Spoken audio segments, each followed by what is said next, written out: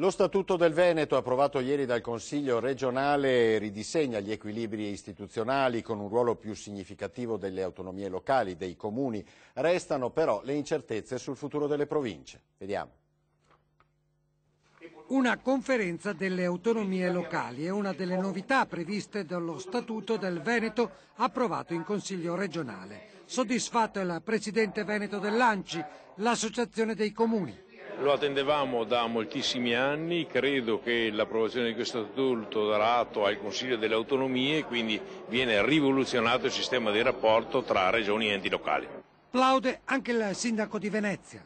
Le autonomie comunali, che sono le depositarie prime della forza di un popolo, sono in questo statuto riconosciute a livello che a loro spetta. Resta però il nodo delle province, afferma il presidente di quella veneziana. Si dice adesso che le regioni avranno un compito di andare a ridefinire quelli che sono i vari assetti territoriali. Nel caso del Veneto si trova di fronte a questo obiettivo che è della città metropolitana, verso il quale ci stiamo tutti impegnando perché ci crediamo, ma credo anche che vada assolutamente affermato che è necessario avere un ente intermedio proprio tra comune e regione.